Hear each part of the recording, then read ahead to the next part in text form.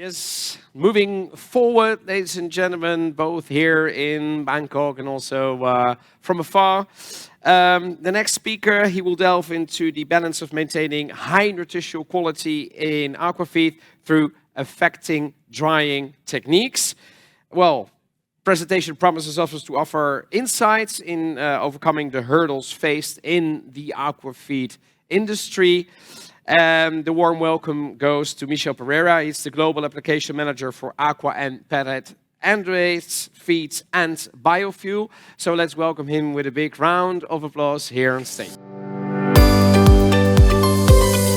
Great pleasure to be here, and let's bring some topics about drying in aquafeeds. I would like to remark two important words for you. In the end, let's see if I could cover the topics. One, quality in drying. Let me shortly cover your... It means Yes, there you go. homogeneous drying. Okay, let's remember this and see how we can get a very good homogeneous drying. And second, economy or profitability. It's related with how efficient you can do your drying process. Our colleague this morning brought us a number here that maybe 40% of the energy in a whole plant is consumed by the dryer. I've seen plants where it can go up to 60%. So if you are doing some kind of energy saving analysis, your first shot is go to the dryer. That's where you're gonna make the most of the difference. Let's go to the presentation. I have divided in these chapters for you. So a brief introduction. We're gonna understand how the process of drying happens.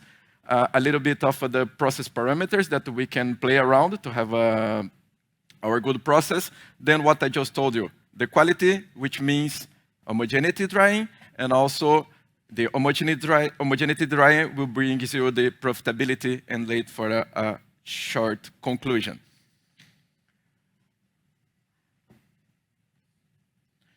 I go to the flow. So here we're talking about the dryer just after the extruder and before the coater. Why to dry? It's always important to start our work questioning why we do the things. I just told you that we spend a lot of energy drying. Can we avoid drying?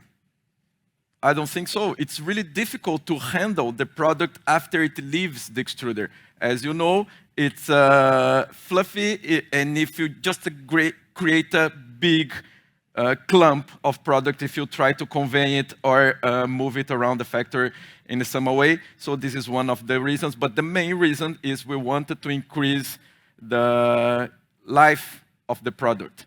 When we're talking about aquafeeds, usually we're gonna bring the moisture content lower than 10%, and that's gonna give you a life of product shelf life of maybe around 2 weeks or 1 month. This is the good part about the aquafeed, it's because usually it's consumed very fast. And when we play, for example, similar process but in different markets like pet food, you want the product to remain for maybe 1 year. The key point is not the moisture content, but it's the water activity. There is a relation between them, and it's easier and faster in a production line to measure the moisture content. But the quality, your quality laboratory will be also measuring the water activity, and that's the key quality parameter they will control. Also, for sure, we could have some other wishes like change crispness. This is not so important for aquafeed, but this is important. It reduces the shipping costs, so we pay less freight because we have already evaporated maybe 10 or 50% of the water. What is very important for us to take care here? The process must be under control, the drying process, because you have a chance to spoil some nutritional values if it's, for example, too high. If you heat up your feed above 100 degrees, there's a chance you're gonna spoil something here. It may impact in the final flavor. If you just dry too aggressively, you may start to toast your feed. This is something we don't want. You may also change the color, so also something that we don't want. It will affect in the physical properties of the thing, for sure. There is a little bit of a shrinkage during the drying process, so it's also good, again, that it doesn't happen too quickly, too aggressively, because if you do that so quickly, you're going to create cracks in the surface of the pellets, and when you throw the pellets into the water will start to infiltrate into the pellets by the cracks. So you will have a less, your pellet will last less under the water, less water stability. This is the curve which makes the correlation between the water content and the water activity. Ideally, there is a curve of this for each type of material you're drying. They will be more or less looking the same. So that's why when look, our limit here is for fungi growth, which is 0.6 water activity, which is more or less over here. So that's why we say that the 10, 11%, it's an okay level of moisture content for the dryer, for the drying process. But in fact, our controlling parameter is here, is the water activity. So you can understand what I'm showing here is this, when you have a 25%, all this water, it's really easy to remove from the pellet. It's what we call the free water surface. We're going to dive in more details further. You see this is water absorbed by capillarity inside the pellets. Also possible to remove, but it just take a little while. We're going to also check in details. And this is the water that it's chemically bonded. So we don't remove that unless we burn the product to the ashes, which is not our goal here. Here's the most important. So if you can get what I'm going to explain in this slide, you're going to make my day. I'm going to explain you everything about the drying theory right now. But the first question I would like to make is why we do heat up the process air. Or let me just make the question in another way. Is it possible to dry with fresh air? Yes? No? Yes, for sure. When you wash your clothes and you hang them outside, it dries, right? But the thing is, the air, it behaves like a sponge. It can absorb the water. Okay? So far, so good. So air at 25 degrees can absorb certain amount of water. If you heat up that air, it will absorb much more water. And when I say much more, I'm talking about the 2,000%. That's the scale. That's why we heat up the air up to 90 degrees, 100 degrees, sometimes 120 degrees. So in the end, when you heat up the air, you are able to deal with less air volume, which means your recirculation fans inside the dryer and your exhaust fan dragging the air outside the dryer, now they are more in a commercial scale that we are used with. Let's say 50,000 cubic meters for an exhaust fan. That's okay. But if you use fresh air, we would be talking about 300,000 cubic meters. It's too big. It's too big. It can't be done. But here, I wanted to comment about the product. So this is our pellet, just left the extruder. Doesn't matter if it is sinking or floating. By the way, there's a little difference between sinking and floating in the dryer, which is the retention time required for the drying. Which one is easier to dry? The floating or the sinking? The floating, right? That's clear. Because it's more expanded, more pores, it's easier for the water to migrate inside of the pellets. So anyway, this is our pellet, just left the extruder. Look how much water it has around the surface, and also water inside. So now our product just fell into the dryer, and here the process is totally convection, which means higher the airflow and the higher the temperature, the better, okay? The problem is, if you go too high in temperature, you may damage your product. So what we do is we build these drying curves in laboratory, and we push until the limit, until we say, okay, 140 degrees is too much for this type of feed. We give one step back, and we say, okay, for this process, 120 degrees, 130. So as high as possible, because you deal with less air volume. Second point is about the airflow. In the same way, you want as much as airflow as possible. The problem is, if you start to deal with too light feed or too small feed, if you have too much airflow inside of the dryer, what's going to happen? Your feed is going to flow all around it, and it's going to become a mess. So it's very common to find solutions in the industry where you have this frequency drive in the recirculation fans. So my tip for you is when you're doing feed bigger than 5 millimeters, 100%. Use all the airflow you can. When you're doing smaller feeds, then you start to modulate and decrease. Sometimes you can decrease up to 50%. So here's our feed. We are heating this with a lot of heat from the hot air and a lot of air mass passing through. So a lot of evaporation is happening over here. This let's call the first drying zone of the dryer. And we can see here in the second drying zone, we have a little bit less water, but it's still more or less the same mechanism. So again, let's consider in this first part of the dryer, what we have is a convective process. Now, our feed just turn over here, dumps, and you can see the surface water now is gone. No more water around the surface. And by the way, this is a very important comment.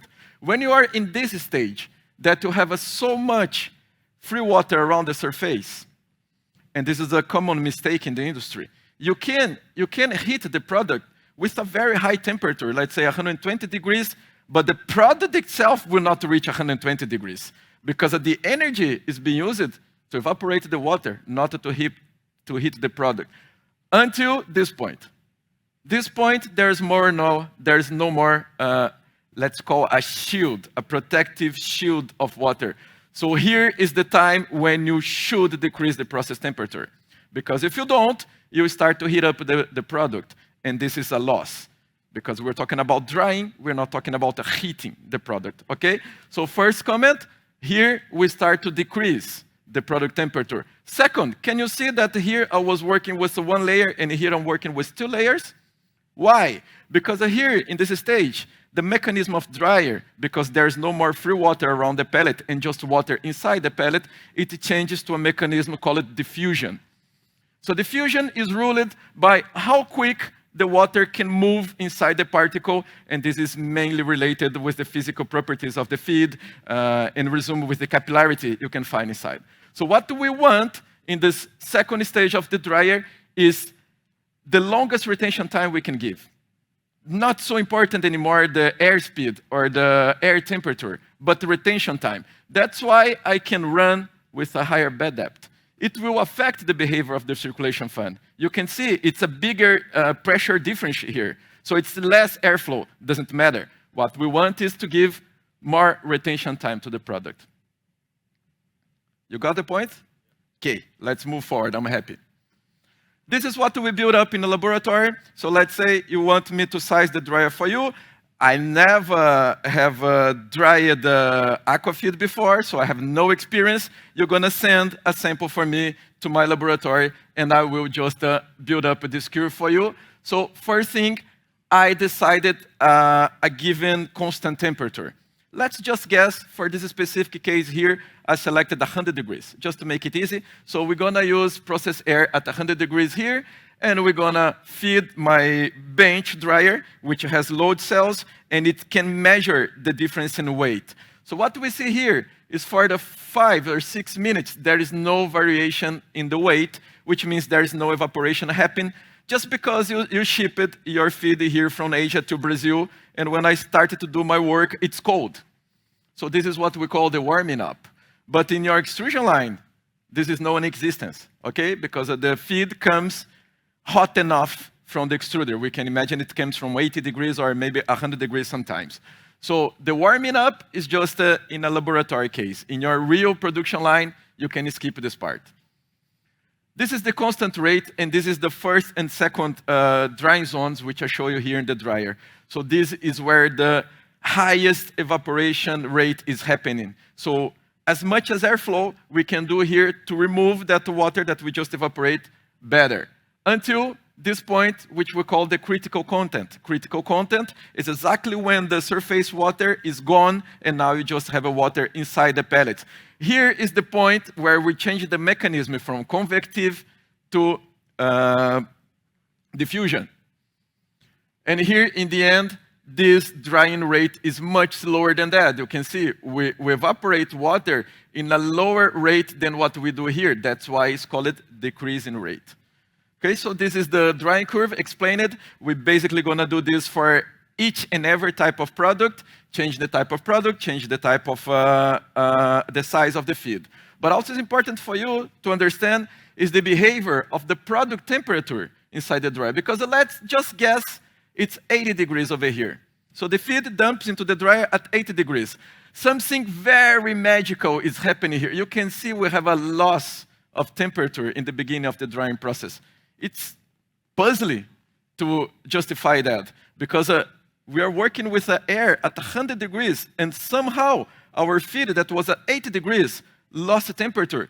Can anyone explain this? What is going on over here? This is what's called the evaporative cooling, okay? Most of the energy to evaporate the water comes from the hot air, but the product itself is hot also. So some of the energy is taken from the product. That's explain why it starts hotter and over here it's a little bit colder. A little bit of this energy is taken from the product as well, okay? Our idea here is that once we have it cooled, we don't want it to have this increase anymore. In this experiment, I kept the temperature constant. So you can see after the critical content, there is a tendency of increasing the product temperature until how much? Until the process air temperature. Okay, the other day, my customer in Vietnam sent me a print screw of his dryer. Michel, I have this problem, and I saw the 4 drying zones at 100 degrees, all the same temperatures. And I told him, dear customer, your problem is your feed is too hot. He asked me, how could I know? I know because everything is 100 degrees. So it's very likely your feed is leaving the dryer very close to 100 degrees. And that was the fix. I could fix the problem from Brazil. So, okay, just summarizing what we discussed here. So what we're going to do as a strategy, we're going to try to decrease these temperatures in the last drying zones so we can keep the product temperature more or less constant. Because if we increase the temperature, it's going to be considered a waste. And also, we're going to develop the same type of a curve for different sizes and shapes and different types of product. The process parameters. So bed loading is how even is the product distribution over the bed, and this is super critical and very important. We're going to develop this a little bit further. The bed depth. The bed depth is important because it's related with the product size, okay? So a smaller feed runs with a smaller bed depth. It's related with the pressure that we create against the recirculation fans, okay? Because a smaller feed, they would tend to be closer together and it's more difficult for the air to pass than when you have a bigger pellet size, it's easier. So this is something that we adjust for a given product size. Once you have the correct bed depth for your 4 millimeter, you always run more or less the same. Airflow. The direction of airflow is something that we usually adjust when we commission the line, but we don't change this so often. In some model of dryer, it can be changing in an easier way than others. The air volume is what I discussed with you before. We can change the speed of the recirculation fans. Humidity level, it's how much air we are extracting from the dryer. So usually we have this moisture humidity sensor, discharge of the dryer, which is giving you the humidity in the air, and then we can adjust for a good recirculation because recirculation saves energy. And for sure, but this is what I see a guy operating the dryer, this is the only variable they're going to play with, temperature. But this should be the last one. Once I had this case in Chile, they called me because there was a fire in the dryer. So I just packed up my thing, flew to Chile, 3 days, arrived there. When I looked at the control panel, it was 180 degrees.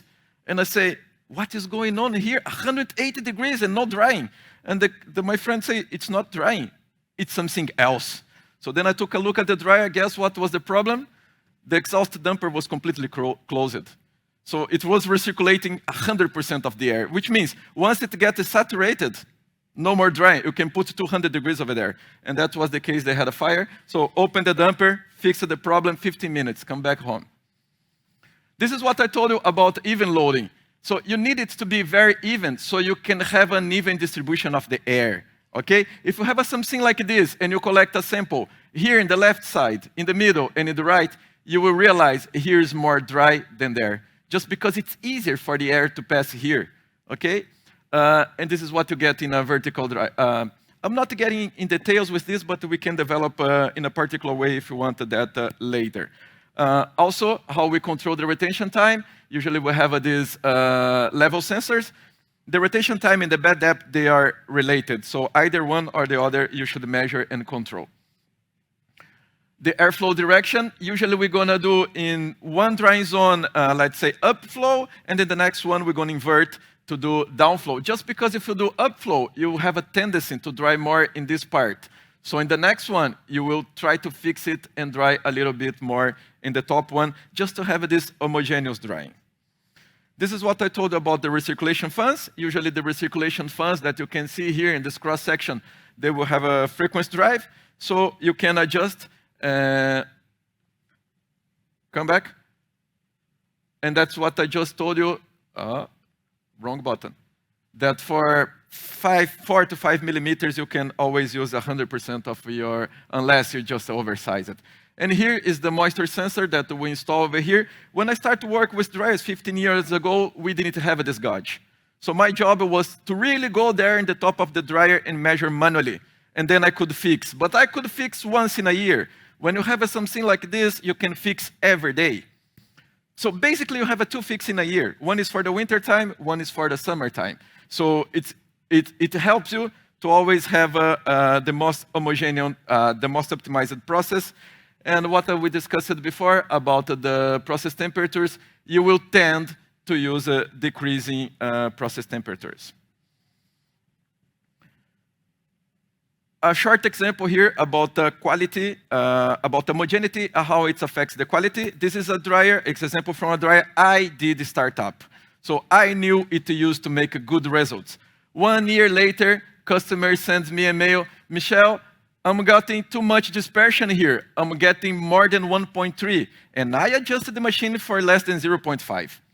So I say, dear customer, okay, I see these results, but I want you to also check in the first turnover. He was just checking in discharge.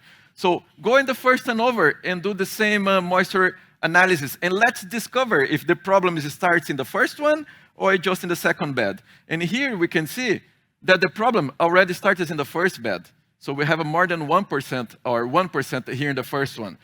And so I start to realize the problem maybe were the bed depths. They were too high. So when you have a too high, the fans don't have enough pressure to move the air. So I say, decrease a little bit. They give it the first try. And then when they give it the third try, you can see we just slightly adjust, it's 20% less. And then we could get this much better moisture dispersion below 0.5. I can tell you, a dryer that to do a dispersion 1% is a good dryer. A dryer that do 0.5 is an excellent dryer. Last but not least, let's just bring a brief example here about homogeneity and profitability. This was an example I built up for a customer in Mexico, but the idea is you could do the same with the data locally here from your own plants. So we have this care to control the humidity and exhaust. So when you have this sensor, it's much easier because I can give you the references, and then your operator can fix the dryer in a daily basis. Second is the moisture homogeneity. We, at least in my company, we used to promise less than plus minus 0.5% dispersion, and I will show you how important this is. Look at this example here. I have a dryer with a low moisture dispersion. This is okay, and this is really bad. So the idea is your quality control puts a limit for you in the moisture content, which in this case is 9%, not 80.5. So when you have this and you have this dispersion, you need to dry up to 8, because some particles will be a little bit high and they will reach the maximum. But if you have a high dispersion dryer, you need to over dry. So you see, you lost energy, you lost money because at first you spend more fuel, you need to over dry. But second, you are losing yield here because this is water that just evaporated and went through your chimney while it could be sold with the price of your product. So it's really important to take care of this, and then later you do this calculation and you will see how much waste we have because of this. I just suggest you to up-to-date this with your values that you can find here in your region. Now going to the conclusion, the takeaway message is here that I would like you to remember. Maintenance. I'm not sure here in Asia, but I visit many customers in Europe, and they are a little bit afraid to touch the dryers. Go there, open the doors, see if the panels are okay, and this play a very important role. Once a customer sends this print screen, and I saw the same temperature before and after the product. Michel is not drying. I say, there is an internal door open. How can you know? If I see the same process temperature in both sides, it's because the air is not processing through the product. So this is one point. Also, lamella, the bed plates, they should be clean, okay? So take a look if they are clean, because if you try to obstruct them, the air is not passing through there anymore, and you will have a variation in your moisture. These are the best drying process that I give you. First, you start with an even product distribution. So this is something you need to work with the distributor. You need to fix it. Second, you're going to adjust the bed depth according to your product size. This is a little bit empirical. You know, you will need to run 1 or 2 or 3 trials, and once you get the good result, you take notes in your table, and then you're going to always use it. Third point, you're going to adjust the exhaust air volume. In this, with the support of the moisture, the humidity sensor that you have in your exhaust. And last one, but this is the most common, the only one I see use it, you're gonna adjust the process temperatures, okay? Reference for you as a takeaway, what I see dryers operating between 3,000 and 4,000 kilojoules per kilowatt. Most commonly, I will see dryers at the house of 3,300, that's the most common. This so low energy here, I see in dryers where either we have a cooler in the last section. So when you have a cooler, it's a good solution because it preheats the air that is used in the process later. Or I saw some places where there is a system to recover the heat from somewhere else, heats water, and this water is recirculating in the plant, so we preheat the process air of the dryer. That was my message for you, and I thank you very much. Yes, thank you so much. Thank you. And we will have some questions. Already saw a few. Okay, this was a remark of the previous one. Okay, since, well, you're not able to elaborate on the slides, but I know that was not me, but the one that's, that has stated it correctly. You mentioned 100% degrees at, not the cooler, but the dryer could be bad for nutrients, the damage, but the conditioner process can reach higher temperature than this. Could you explain it better? Okay, good point. A comment is, it's not recommendable to have 100 degrees in the air conditioner just because you start to boil the water and there's no point, okay? So usually the conditioning temperature 95 degrees, some cases 90, but don't go that further to 100 degrees. Second, yes, it's how long you exposure your product to these high temperatures. So we wanted to have the less time available because you were gonna lose something. So when you control in the dryer the product temperature, you're just being sure that you don't have any extra losses in your nutrients that you use it. You're gonna lose something in the extruder.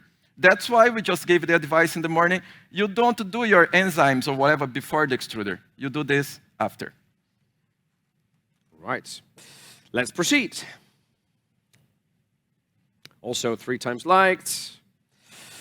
Xerophilic mold can grow at a lower temperature than 0.85. What other methods could we use in combination with drying to improve shelf life, particularly if sinking pellets? Is the preservation step compulsory? This is a tricky question and very specific. So I just recommend you to build up the drying curve that I show you and the relation between the moisture content and water activity.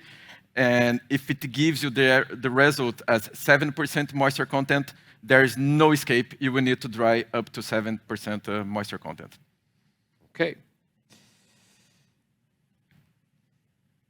Is counter-current airflow helpful for drying efficiency? Good question. When we think about the energy consumption, I could say yes. I just don't have enough data because I don't work with this type of dryer. But in a theoretical approach, yes. But when we look regarding moisture uniformity, it is not at all. If you take the samples in the counterflow vertical dryer, you will see a lot of moisture variation. I show you how it's the distribution of the product in the bed, so it's not as good. Thermodynamically, could be. Okay. Going more. So your presentation for layer 1 needed high temperature and lower retention time. Then for layer 2, a lower temperature and high retention time. Perfect. You got the message. Yes. Okay, there we go. Now we're going. Drying curve calculation. Could you explain the method that you use? Yes, empirically, you know. So what I have is this little dryer, which has a bench that I can fill up with 1 kilo of your product. And when I put it inside the dryer, I can manipulate the temperature, the airflow direction, this kind of things. And it's based on load cells. So I'm measuring how long it takes for the water to evaporate from your product. So it's totally empiric. I'm doing, measuring, and creating the curve. Righty. You can do your real dryer as well. It's just a little bit more work to do. More generic question. Did the drying process of the aquafeed, several common mistakes could lead to issues with the quality, with efficiency, and overall production costs, like over drying or under drying? You of course spoke also about that. What are the most common that you see? The most common is over-drying. Over-drying. Okay. Yeah, because over-drying, you waste energy, but your feed is still good. If you don't dry enough, in 2 days it's going to get moldy, and someone is going to call for your attention. But there's something I didn't comment here because of not enough time, which is what we call the case hardening. So if somehow you heat the product with a too high temperature in the first drying zone, it will just evaporate too quickly the water, which will create a case hardening around the pellets. So you can't remove the water later. And how do you realize this issue? It's when you are measuring the moisture content, it's stable, but the water activity is doing like that. Yes. So in average, the moisture is good, but in the middle of the product is higher moisture, and in the surface is drier. So it's like a steak. yes, exactly, like a steak. Perfect. You seal it. Perfect. Seal it, yes. Yes. Whoops. Let's go to the final question. Could pellet aids or the different RM help with the drying curve? Yes, it will, but in fact, it will affect the load and the density or the consistency of the product you are creating. So this is what really affects the drying process. The consistency of your extruded product, and it can reflect in the dry curve. Okay, final. What will be the future drying technology you would foresee in the feed industry? There you go. Wow. Now with this energetic crisis that happened in Europe for the last 2 years, I see developments in the heat pump dryers. I just need to be very clear to you, the price is absurdly high. So when I see countries like Norway, they can do that, and also the government is investing a lot in the customer who wanted to install a dryer like that. For a place like mine, South America, or for a place here like Asia, I must admit we're gonna be still burning something to run the boiler, or if you have a natural gas, that is also a good solution. So for the next 10 years, that's what I see. Thank you so much for your answer. Thank you so much for your presentation.